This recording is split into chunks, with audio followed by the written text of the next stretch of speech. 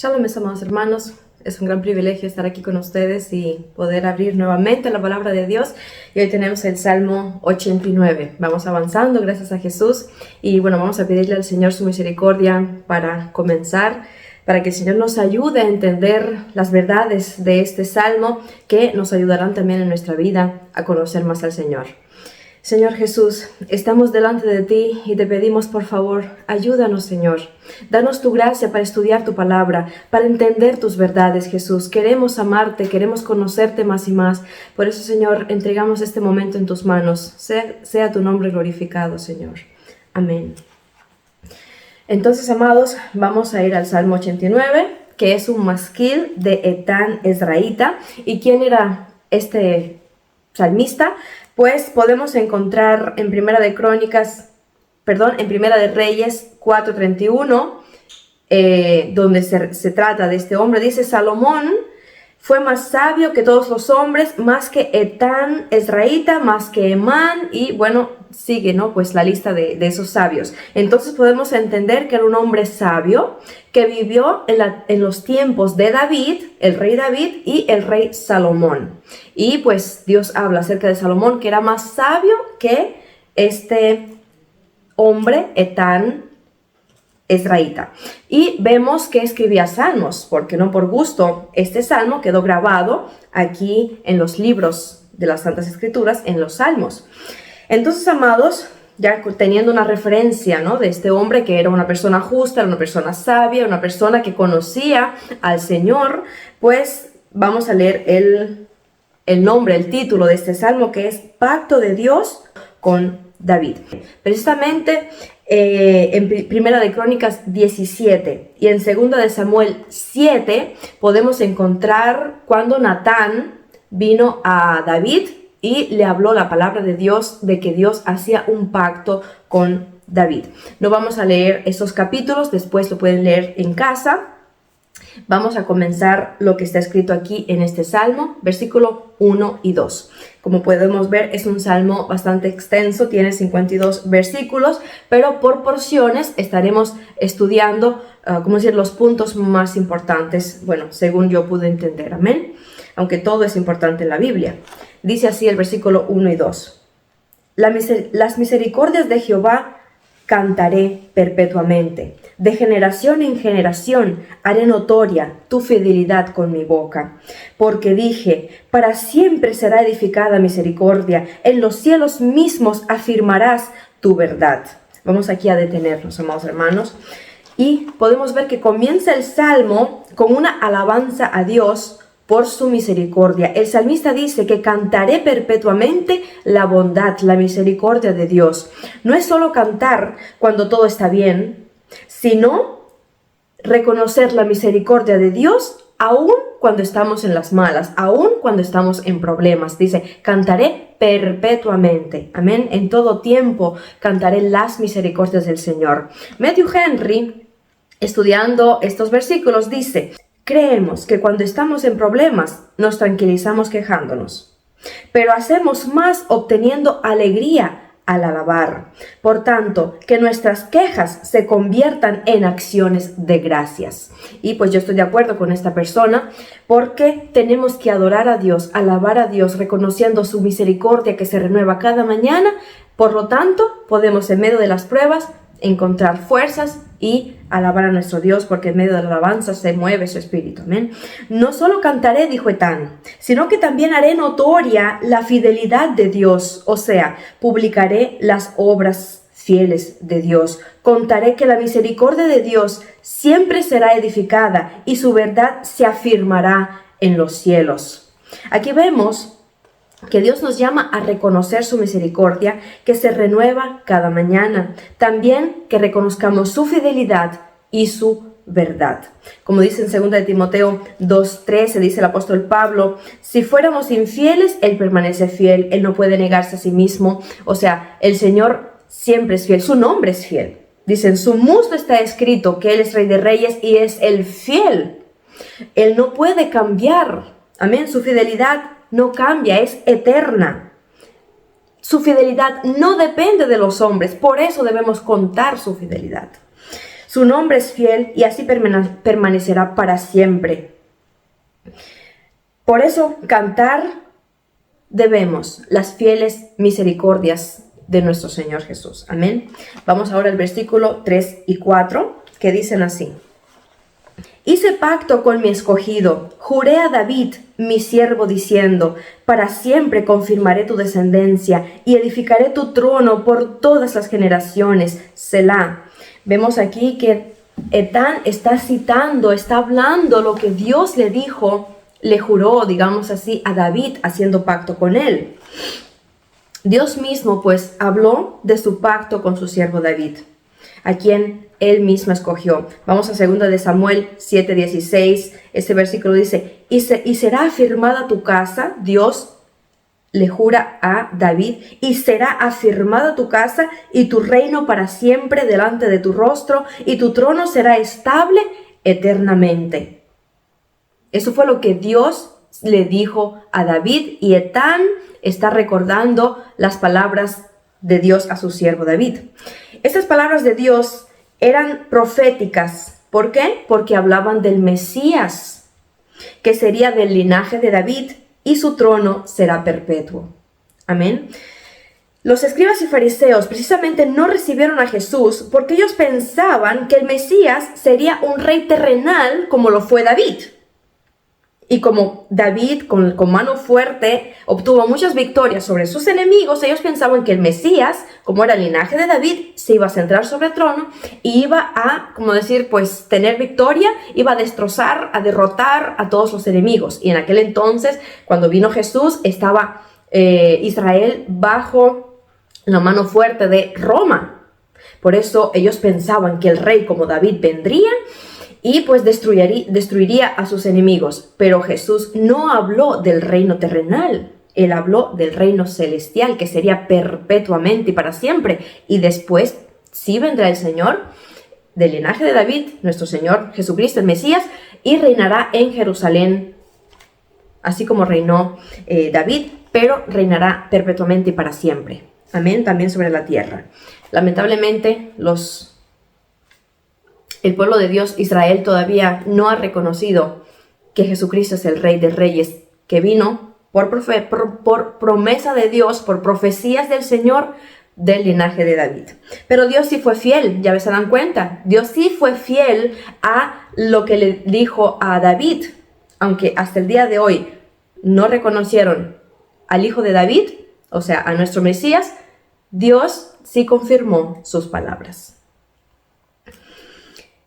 Mas el pueblo que sí reconoció a Jesús le decían, ¿se acuerdan? Jesús, hijo de David. Venían los enfermos que escucharon, que entendieron por el Espíritu que ese sí era el Mesías. Y le decían, Señor, hijo de David, ten misericordia de mí. Y el Señor, que es el Rey de Reyes, el sanador mejor del mundo, extendía sus manos y sanaba a su pueblo. Él dio victoria a su pueblo, pero no de los enemigos terrenales, sino les dio victoria y sanidad y restauración del alma y del corazón para que viviéramos en el reino celestial juntamente con Él. Jesús, como conclusión, ¿no? Pues de estos versículos, Jesús sí era el Rey de Israel, pero su trono no estaba en la tierra, sino en los cielos. Y pronto vendrá a Jerusalén, la celestial. Vendrá a Jerusalén con Jerusalén celestial para reinar sobre todos los pueblos. Etán, este salmista, estaba seguro que Dios sería fiel a su promesa a David. Amén. Leamos ahora los versículos del 5 al 8 de este salmo, que dice así. Celebrarán los cielos tus maravillas, oh Jehová, tu verdad también en la congregación de los santos. Porque ¿quién en los cielos se igualará a Jehová? ¿Quién será semejante a Jehová entre los hijos de los potentados? Dios temible en gran congregación de los santos y formidable sobre todos cuantos están alrededor de él. oh Jehová, Dios de los ejércitos, ¿quién como tú? Poderoso eres tú, Jehová, y tu fidelidad te rodea. Nuevamente vemos que Etán exalta el nombre de Dios, exalta esta cualidad de Dios, este atributo de Dios que es fidelidad y que tiene misericordia, que no hay nadie como Él. Dice, los cielos celebran tus maravillas. Nos recuerda lo que dijo Jesús cuando sucede la maravilla más grande del mundo, cuando un pecador se arrepiente y obtiene un nuevo corazón. Dice Jesús en Lucas 15:10, así os digo, que hay gozo delante de los ángeles de Dios por un pecador que se arrepiente. El cielo festeja, tiene fiesta, tiene grande alegría y gozo cuando un pecador se arrepiente. Eso es una grande maravilla. Por eso Etán, por el Espíritu Santo, dice que los cielos celebrarán tus maravillas. Amén, eso sucede hasta el día de hoy. Dice, en la congregación de los santos se celebrará tu verdad. Bueno, vemos que la congregación de los santos, primero, es la que está en los cielos, o sea, los que ya fueron, los que murieron en la santidad de Dios, en justicia y están con el Señor. Ahí está la congregación de los santos. Y también, número 2, la iglesia. También se le llama la congregación de los santos. No es porque... Por ser santos, porque el Señor puso en nosotros su santidad, ahora alguien nos tiene que adorar, porque lamentablemente hay muchas religiones donde dicen, ay, este es un santo y le adoran. No se refiere de esas iglesias donde adoran a los santos. No, se refiere a la congregación de los redimidos por el Señor, de los que fueron salvos, de los que fueron limpios por la sangre de Cristo. Esa es la reunión de los santos. Y ellos pues celebran, ¿qué quiere decir? Ellos conmemoran, solemnizar, alabar, loar, enaltecer, venerar. Ellos alaban, los santos alaban y enaltecen a Dios por su verdad. La verdad es Cristo, amén. Y con ella, con esa verdad, Dios hace libre al pecador de los pecados. Por eso nosotros celebramos su verdad, amén. Etán hace preguntas que se resumen, ¿quién como tú? ¿Quién como tú? ¿Quién es semejante a ti? Y él mismo da la respuesta. Dios es temible en la congregación de los santos. Como Dios es temible, tenemos que tener temor delante de Él. Amén. Dice, Dios es formidable. Esto significa que es magnífico, es excelente, es asombroso, maravilloso, extraordinario nuestro Señor. ¿Quién como Dios? Dios es poderoso. Etán da respuesta a su pregunta. O sea, las obras que Él hace, nadie las puede hacer. Dios está rodeado de fidelidad. El hombre puede fallar, mas no Dios. Amén. Vamos ahora al versículo del 9 al 14. Dice así, tú tienes dominio sobre la braveza del mar. Él sigue, ¿no? Pues contando. Cuando se levantan sus ondas, tú las sosiegas. Tú quebrantaste a Rahab como a herido de muerte. Con tu brazo poderoso esparciste a tus enemigos. Tuyos son los cielos, tuya también la tierra, el mundo y su plenitud, tú lo fundaste. El norte y el sur, tú los creaste. El Tabor y el Hermón cantarán en tu nombre. ¿Qué vemos? Seguimos 2 versículos más. Tuyo es el brazo potente, fuerte es tu mano, exaltada tu diestra. Justicia y juicio son el cimiento de tu trono. Misericordia y verdad van delante de tu rostro. Vemos que Etán sigue contando por qué es que no hay otro Dios como el nuestro. Él dice, Dios tiene el poder para calmar la braveza del mar. Y recordamos cuando Jesús, estando aquí en la tierra con sus discípulos varias veces, calmó el mar, estando en tempestad, los discípulos atormentados, y el Señor solamente dijo una palabra, calla, calma. Y esa braveza, esa furia que tenía, esa tempestad que tenía el mar, se hizo bonanza, se hizo templanza. De tal manera que los discípulos en aquel entonces dijo, ¿quién como él que aún el mar le obedece? Ya después ellos supieron que era el Hijo del Dios viviente, el Mesías prometido. ¿Qué más dice Etán? Dios quebrantó a Rahab, Dios quebrantó a Egipto.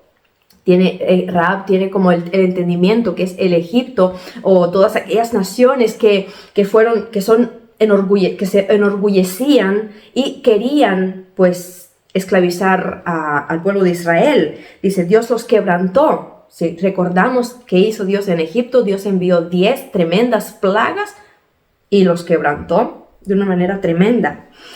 Dice más, esparció a los enemigos de Israel innumerables veces. ¿Quién como Dios? Todo le pertenece a Dios. Dice aquí Etán, los cielos, la tierra, todo lo creado por Dios le pertenece a Él. Nosotros le pertenecemos a Dios, somos creación del Señor. Dice, el brazo fuerte lo tiene Dios. Con Él el Señor abrió el mar rojo para que su pueblo pasara a tierra seca. Eso solamente lo puede hacer el brazo poderoso de nuestro Dios. Dice Masetán, los fundamentos del trono es justicia y juicio. Dios es Dios de justicia y Él hace juicios para que le teman. Dice más, la misericordia y la verdad van delante de su rostro. La misericordia y la verdad. Con misericordia y verdad se corrige el pecado. Bueno, esos son los principios del Dios mismo, de su trono.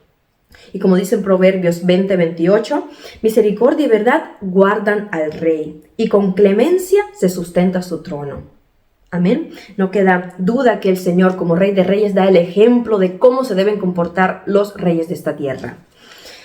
Todos estos atributos le pertenecen a Dios, y Él muestra cada día esos atributos para que nosotros reconozcamos quién es nuestro Dios y que no hay nadie como Él, y para que nosotros nos unamos a la alabanza que está en los cielos.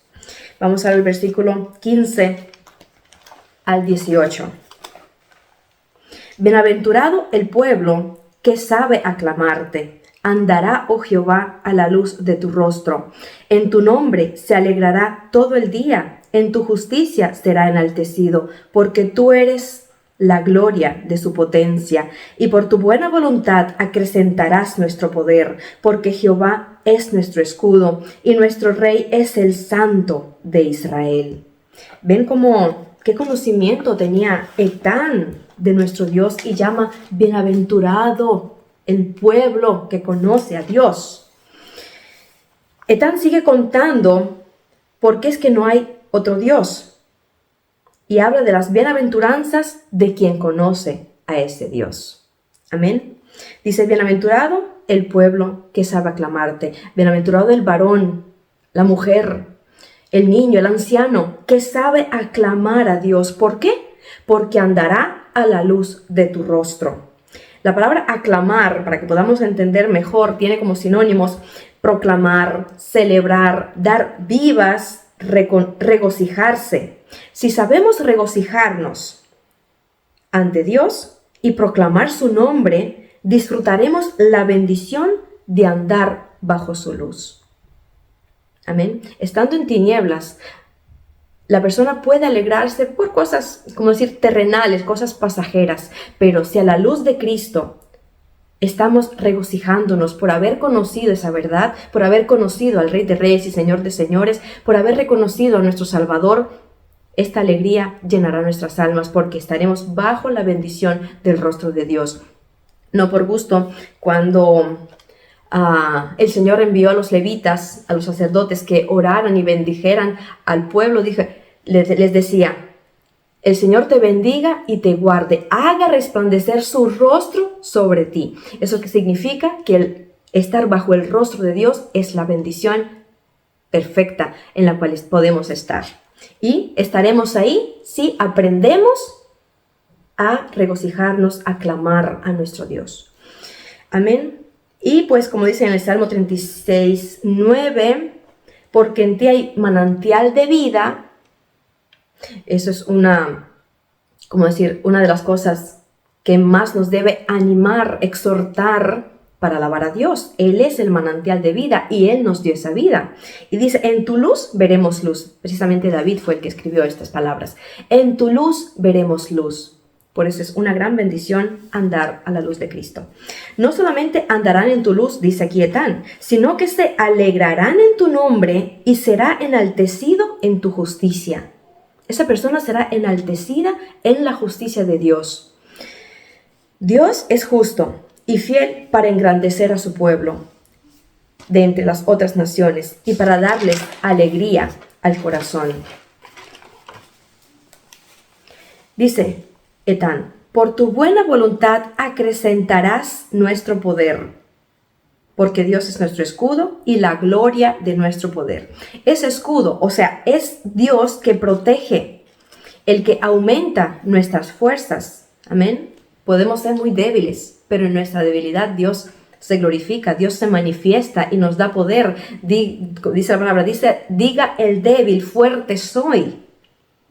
Porque el Señor es el que en su buena voluntad engrandece nuestras fuerzas.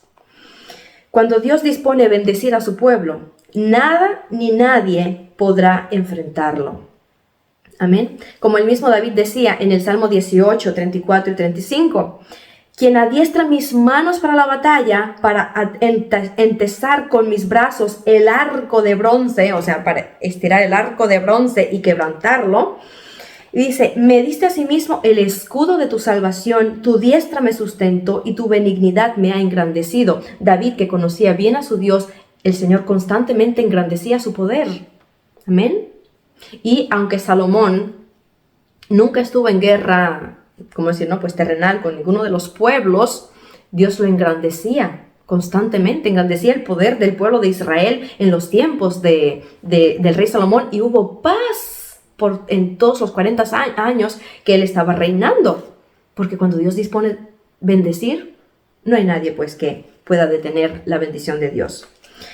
David sabía aclamar a su Dios y vemos el resultado de eso en su vida. Él andaba bajo la luz del rostro del Señor, fue enaltecido en la justicia de Dios, Dios le daba poder y lo protegía como un escudo alrededor de él.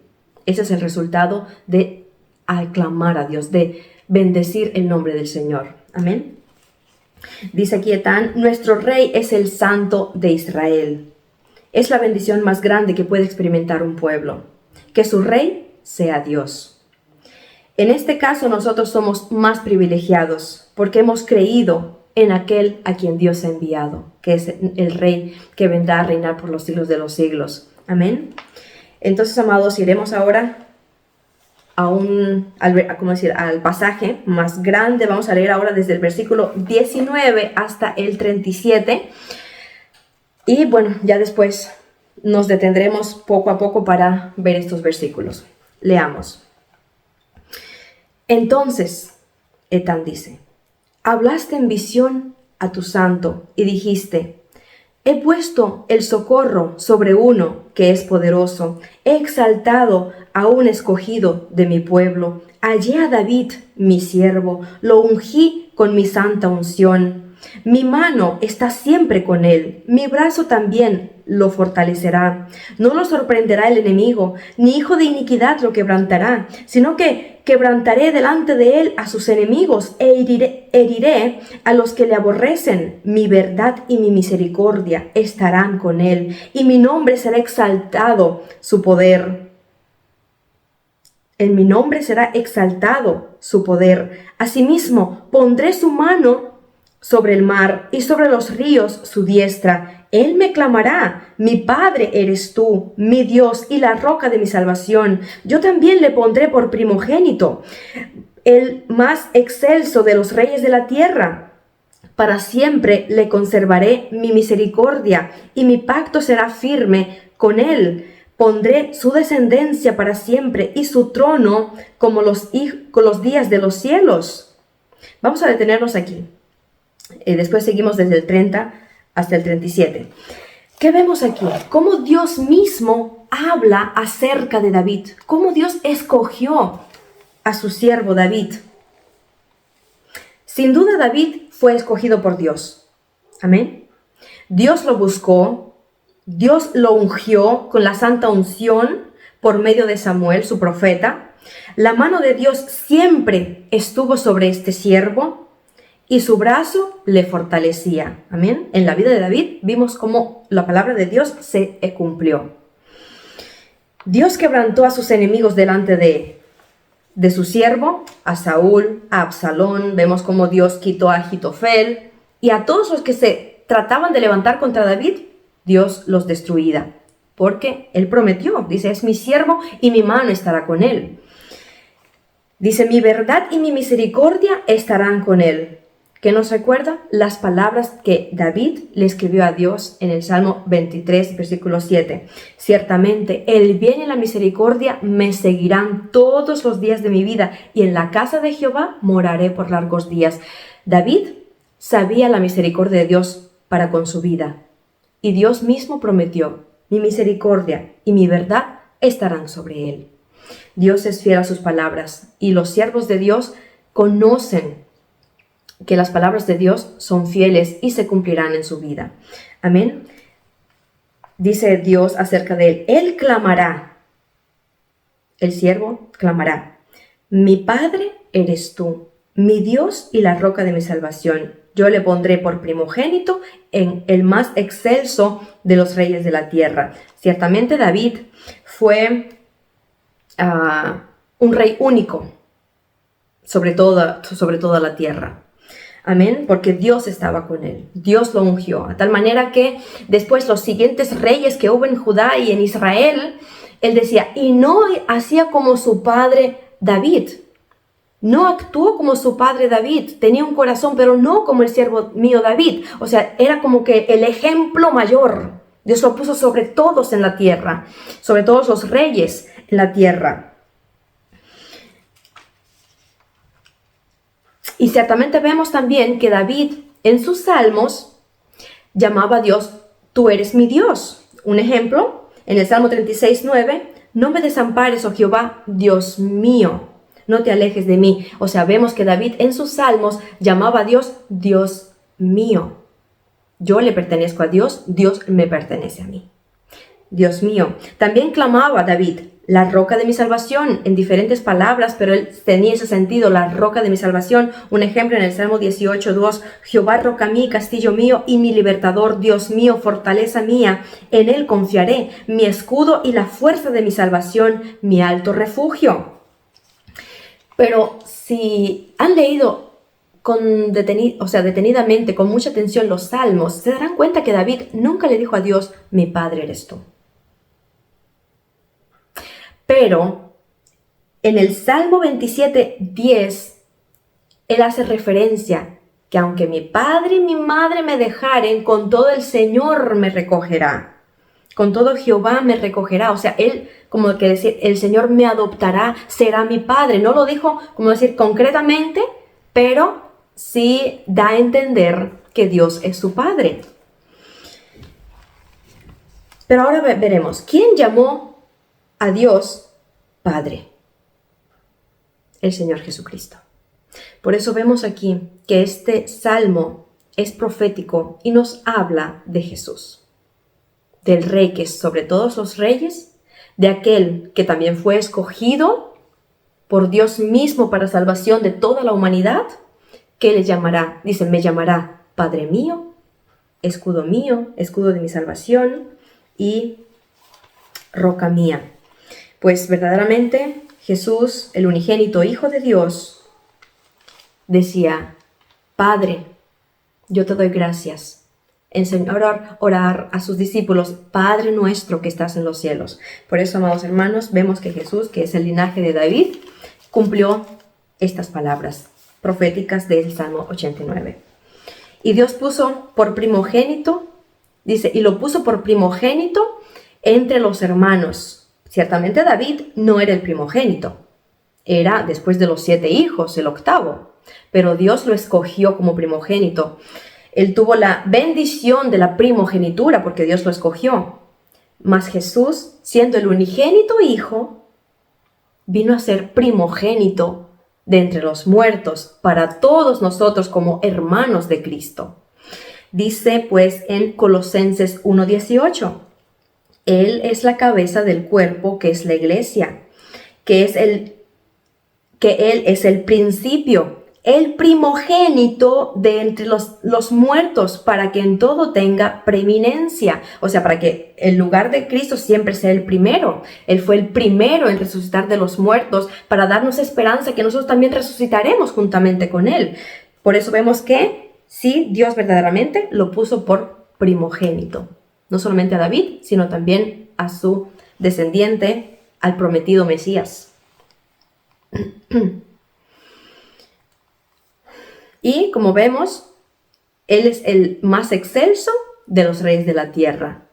Ahora muchas personas no reconocen a Jesús, mas vendrá el día cuando Él pisará nuevamente Jerusalén, pisará esta tierra, y todos los pueblos pues se rendirán ante Él, porque Él será el único rey de toda la universo, de toda la tierra, de todo este mundo. Él es el rey. Luego vemos en los siguientes versículos, del 30 al 33, precisamente quiero leerlos ahora con ustedes, lo que Dios le dice a David acerca de sus hijos, lo que le dice Dios a Jesús acerca de nosotros, sus hijos.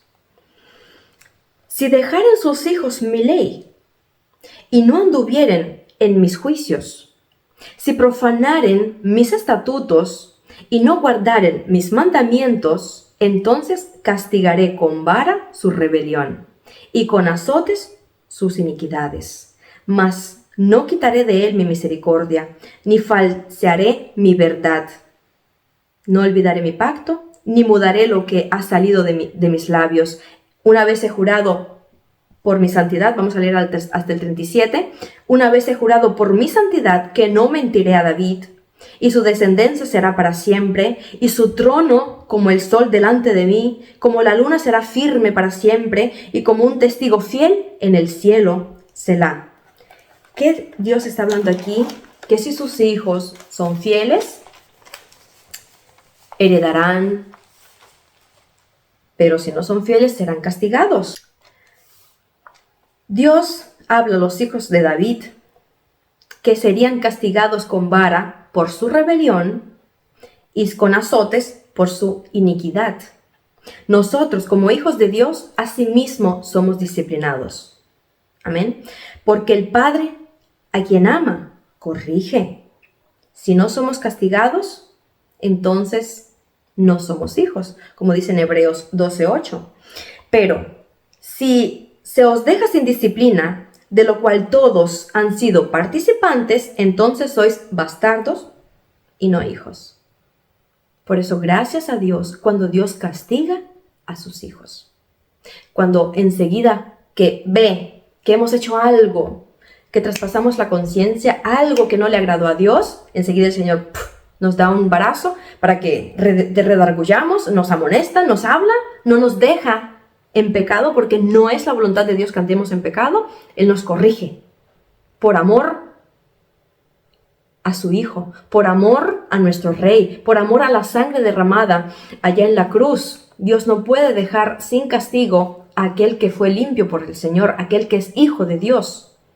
Como Dios no dejó sin castigo al pueblo de Israel, a los hijos de David, por, ¿cómo decir?, promesa. Dios le dijo: yo voy a castigar a tus hijos cuando se rebelen. Yo voy a castigar a Israel cuando hagan algo malo. Dios lo prometió y Dios lo hizo. ¿Para qué? ¿Para qué es el castigo? ¿Por qué Dios usa la vara y azotes?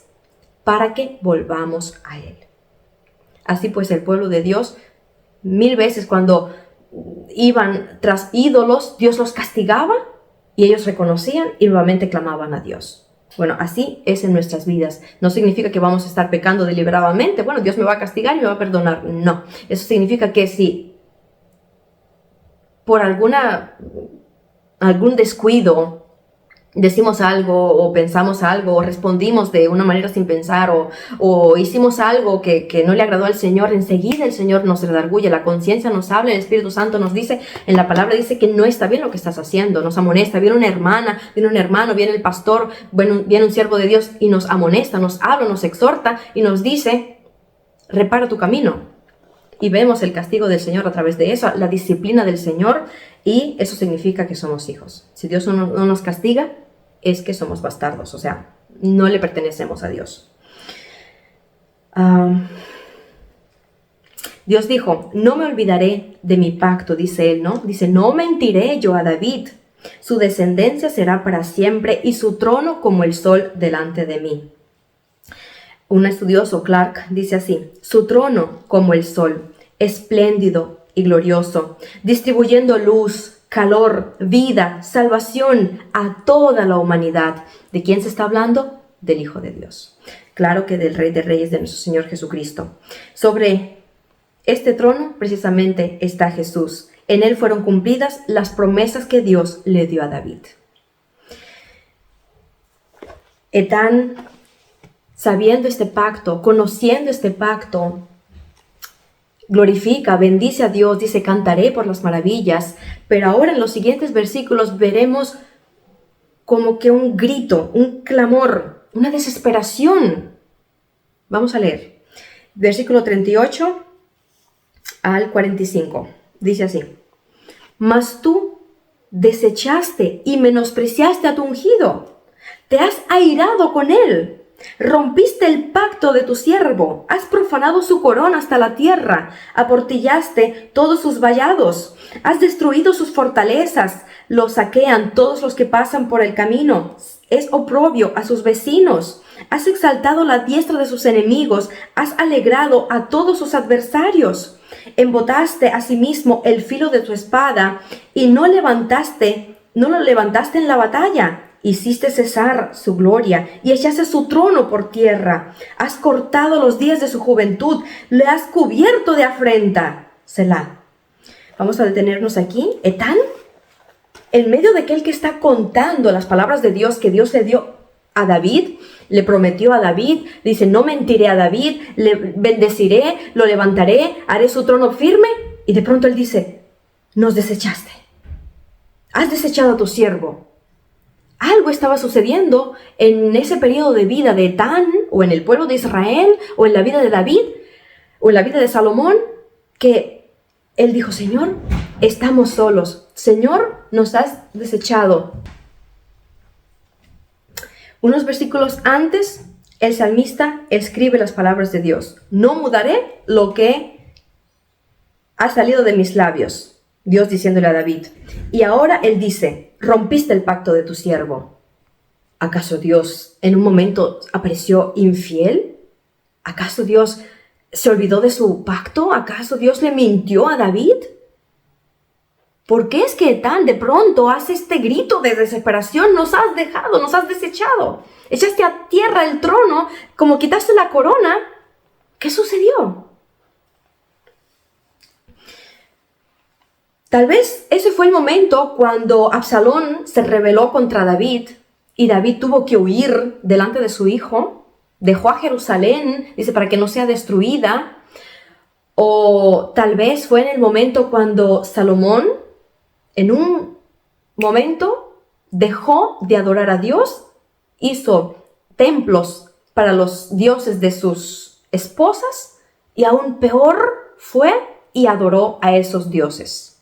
A esos ídolos, porque no son dioses. Y Etán seguro que estaba confundido y decía, ¿qué sucedió, Señor? ¿Qué sucedió? Y pues claro, después que Salomón hizo este pecado de idolatría delante de Dios, Dios habló a través de sus profetas que el reino sería dividido. Imagínense, el reino de las 12 tribus de Israel, sobre los cuales gobernaba David, gobernó Salomón, iban a ser separadas en dos diferentes reinos. Y seguro que después de esa profecía, el corazón de Etán estaba afligido. No podía entender, pero ¿cómo si Dios dijo que su reino sería para siempre, el de David, y aquí está ahora separado o se va a separar? Se olvidó Dios de lo que le había prometido a Dios, del pacto a David. No, mis amados hermanos, Dios nunca olvida su pacto. Nunca olvida sus palabras. Y más él dijo, no mintió el Señor. Pero aunque la promesa tarde en cumplirse, se cumplirá, porque fiel es el que prometió. Y Dios no miente. Dios dijo, yo no mentiré a David. Y es es cierto, pasaron muchos años antes que Jesús naciera, desde aquel entonces que Dios hizo pacto con David. Cualquier israelita hubiera dicho lo mismo que dijo Etán en esos versículos: hiciste cesar su gloria, echaste su trono a tierra, porque verdaderamente, después de la cautividad en Babilonia, Israel no vino a ser la misma. Es como si el trono de David hubiera sido echado a tierra, literalmente. Y cualquier israelita podía haber dicho las mismas palabras que dice Etán aquí. Señor, te olvidaste de tu pacto. Pero vimos que antes, ¿no? Vimos que Nabucodonosor destruyó a Jerusalén y el templo quedó quemado, y los cautivos de Israel, los hijos precisamente de David, fueron llevados cautivos. Luego vinieron los romanos, ¿verdad?, al pasar el tiempo, y no dejaron piedra sobre piedra del templo en Jerusalén. O sea, literalmente el trono de David quedó en tierra, quedó desmenuzado. Pero es que Dios, cuando habla, no habla para las cosas terrenales. Dios no solamente prometió a David que tu trono será para siempre aquí en la tierra, sino que de tu linaje vendrá el Rey de Reyes que gobernará y se sentará sobre tu trono por los siglos de los siglos. Y esto es cierto. O sea, Dios no mintió. Vino Jesús, vino a la tierra, murió, pero también resucitó y se sentó a la diestra del Dios en el trono que le pertenece, porque Él es el Rey. Y como sabemos, Él vendrá a Jerusalén, ya lo he repetido en este estudio varias veces. Mas eso no significa que Dios ha olvidado la promesa a su rey, a su siervo David. Y el pacto aún está en pie. Y sobre el trono de David se sentará Jesucristo, su descendiente, como hijo de hombre. Amén. Cristo vendrá a reinar a Jerusalén literalmente. Y pues en el versículo 46 al 48 dice lo siguiente. Nuevamente Etán, desesperado, hace preguntas a Dios y le dice: ¿hasta cuándo, oh Jehová? ¿Te esconderás para siempre? ¿Arderá tu ira como el fuego? Recuerda cuán breve es mi tiempo. ¿Por qué habrás creado en vano a todo hijo de hombre? ¿Qué hombre vivirá y no verá muerte? ¿Librará su vida del poder del Seol? ¿Selah? Aquí Etán, juntamente, asimismo como en el capítulo 88, Emán habló a Dios y le hace preguntas, podemos entender que esas preguntas tienen respuesta. Amén. Dice: ¿hasta cuándo, Señor? ¿Te esconderás para siempre? Aunque parece que Dios escondió su rostro del pueblo de Israel,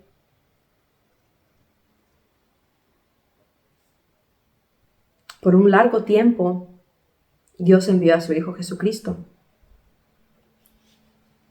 Y es más, el Señor prometió venir con su verdad y salvar a su pueblo. Vemos en Hebreos 12:8: He aquí que Jehová el Señor vendrá con poder, y su brazo señoreará. He aquí que su recompensa viene con él, y su paga delante de su rostro. O sea, el Señor no esconderá su rostro para siempre. Él no lo escondió. Precisamente Él, Dios, al pueblo de Israel, decía: yo no me he escondido de ustedes, mas ¿qué ha sucedido? Vuestros pecados han hecho que yo me aparte de ustedes, y ustedes se han apartado de mí. Por eso la pregunta: ¿te esconderás para siempre? Es no. Yo no me estoy escondiendo, dice el Señor. Yo vendré con mi poder y salvaré a Israel. Jesús vino para salvar al mundo. Antes que todo, a Israel, a su pueblo, a su escogido, a la casa de David. Dice otra pregunta: ¿arderá tu ira como el fuego? Mira que el pueblo de Israel sintió sobre sus costillas, sobre sus espaldas, la ira de Dios muchas veces. Por eso dice: ¿arderá tu ira como el fuego? Pero es que la respuesta es sí. Sí arderá. En Isaías 66:15 dice: porque he aquí que Jehová vendrá con fuego y sus carros como torbellino para descargar su ira con furor y su reprensión con llama de fuego. Sí, sí vendrá la ira de Dios y sí arderá como fuego. Esa ira será derramada contra los impíos, contra los pecadores que se apartan de Dios. Pero no será derramada la ira de Dios sobre los que le temen. Etán vivió, no sabemos en qué momento preciso, pero cuando el pueblo empezó a alejarse de Dios y Dios empezó a castigarlos, mostrando su ira, porque la ira de Dios se enciende contra todo hacedor de maldad. No importa si es israelita o no. No importa si es judío o es gentil. La ira de Dios se derramará en esta tierra por no haber reconocido a Dios. Por eso, sí, la ira de Dios va a arder. Salvo que no sufrirán la ira de Dios los que aman a Dios, los que le temen, los que buscan su rostro, los que no se olvidan del pacto de Dios. Amén. Otra pregunta: ¿por qué habrás creado en vano a todo hijo del hombre? O sea, el ser humano, ¿no? En otra traducción dice: ¿por qué lo creaste tan frágil? ¿Por qué creaste tan frágil al Hijo del Hombre? La respuesta es para mostrar en ellos su poder. Si el hombre fuera fuerte y poderoso, seguirían construyendo la Torre de Babel para su desgracia eterna. Pero como es vano el Hijo del Hombre, es frágil, él siente necesidad y clamando a Dios, Dios puede extender su mano para salvarle, para ayudarle. Y así Dios es exaltado y glorificado. Acuérdense cuando Pablo decía: Señor, soy débil, pero dice: me gloriaré en mi debilidad, porque cuando yo soy débil, Dios es fuerte. Entonces Etán decía: Señor, ¿por qué nos hiciste tan frágiles, tan débiles, tan, como decir, pasajeros, tan vanos? La respuesta es para mostrar mi poder sobre los hijos de los hombres. Otra pregunta que hace Etán: ¿qué hombre vivirá y no verá muerte? Ninguno. Todo hombre nació para morir, salvo aquellos que se irán en el arrebatamiento. Amén. Podemos encontrar en 1 Tesalonicenses 4:17. Dice: y después nosotros seremos arrebatados juntamente con ellos, donde estaremos con Cristo por los siglos de los siglos. Seremos arrebatados. Bueno, eso que seremos arrebatados significa que no verán la muerte física, amén, sino que pasarán de vida a vida. Pero no todos. Porque sí, el Hijo del Hombre nació para gustar la muerte. Así pues, el Señor nos creó. Él nos hizo primeramente para que, cuando creó a Adán, para que viviera eternamente juntamente con Jesús, con Cristo, pues, y que pudieran disfrutar de la tierra, de la naturaleza, en su descendencia. Pero al pecar, el Señor acortó sus días para que no pecaren más, claro. Dice: librará su vida del poder del Seol. ¿El hombre podrá liberar su vida del poder del Seol? No, nadie puede librar su vida del Seol. Dice el Salmo 49:15: pero Dios redimirá mi vida del poder del Seol, porque Él me tomará consigo. Esta es la esperanza de los hijos de Dios. El hombre no puede librar su vida del Seol, mas Dios dice: sí me redimirá, sí me levantará, porque Dios es fiel, amén, para con sus hijos. Vamos, amados, ahora al los versículos 49 al 51, que dice así: Señor, ¿dónde están tus antiguas misericordias? Una nueva pregunta, que juraste a David por tu verdad.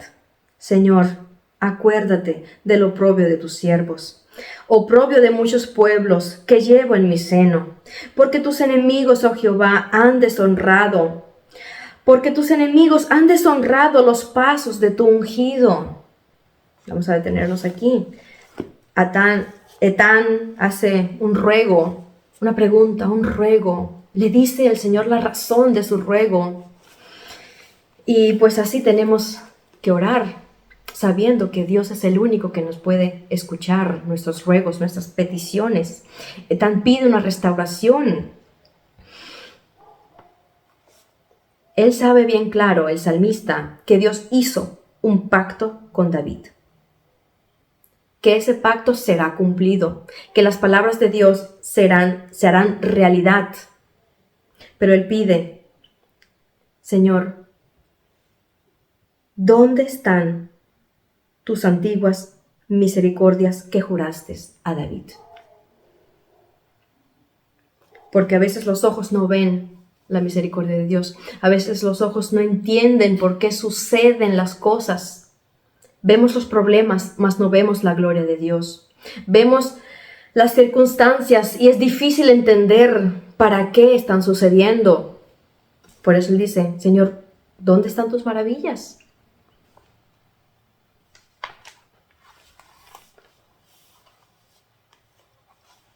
En Isaías, el profeta Isaías 59:1, el Señor da una respuesta a esta pregunta.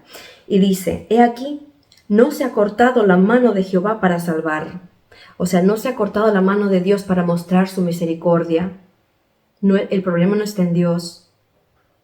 No es que Él no quiera mostrar las antiguas misericordias y sus maravillas. Su mano no se ha cortado, ni se ha agravado su oído para oír. Dios no ha cerrado sus oídos para escuchar.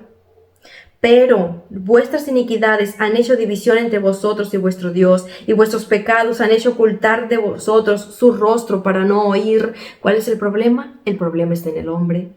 Los hijos, la descendencia de David pecó, los reyes siguientes a David pecaron, llevaron al pueblo a pecado. Por lo tanto, Dios se alejó de ellos, porque el pecado del pueblo hizo un abismo entre Dios y los hombres. No es porque Dios no quiera mostrar su misericordia y sus maravillas, es que el mismo hombre, por su pecado, cerró la puerta de la bendición. Las misericordias de Dios no han cesado por el pecado, pero el pecado aparta a Dios de nosotros y ya no podemos ver los milagros como antes. Pero si el pueblo se arrepiente de su maldad, aquí está la clave, Dios es fiel y mostrará sus misericordias prometidas a David. Cuando el pueblo de Israel se ponga de rodillas y clame a Dios, Dios mostrará las misericordias que ha prometido a David su siervo. Dios está esperando que el pueblo de Israel se ponga de rodillas a clamar, que reconozcan al ungido de Dios, al Mesías. Y así como cada hombre, para ver las maravillas de Dios, para ver la mano extendida de Dios, tiene que humillarse y arrodillarse y arrepentirse delante del Señor. Y Etán dice, Señor, acuérdate del oprobio de tus siervos. Oprobio significa humillación, cuando están en burla, cuando hay insulto, cuando las personas ofenden, hay ofensa. Eso es, estamos en oprobio. O sea, estamos avergonzados, Señor. Somos insultados por nuestros enemigos. Y es cierto que el pueblo de Dios, o sea, el pueblo de Israel, por muchos años, después de que Dios recogió a David y después que Salomón pecó, pues el pueblo iba de subida a bajada, subida a bajada. O estaban bien delante de Dios o pecaban y se alejaban de Dios. Y venían los otros pueblos y los oprimían. Venían sus enemigos y los rechazaban, los insultaban. Hasta que en los tiempos de Jesús, los romanos eran los que gobernaban sobre Israel. ¿Por qué? Por el pecado del pueblo. Pero ¿acaso Dios no se acordaba de su pueblo? ¿Acaso Dios se olvidaba de su pacto con David? No, mis amados hermanos. Precisamente cuando Dios vio el oprobio, se acordó Dios de su pueblo. Cuando el enemigo deshonró los pasos de su ungido, Él envió a Jesús, Él envió al Mesías para liberar del oprobio, del pecado y de la muerte. Ya ven que cuando Dios permite que sus siervos en los salmos hagan preguntas, pidan peticiones, el Señor en el transcurso de su palabra nos da la respuesta de cómo Él escuchó a sus siervos. Y aunque tal vez Etán no vio al Mesías, él estaba seguro que Dios le iba a responder. Por eso termina con esas palabras en el versículo 52. Bendito sea Jehová para siempre. Amén y amén. Después de su petición, Etán bendice a Dios. Él fue un verdadero adorador, que aún pasando por problemas y sufriendo el oprobio de su pueblo, él recordaba el pacto de Dios con David y pidiendo ayuda, bendecía a su Señor.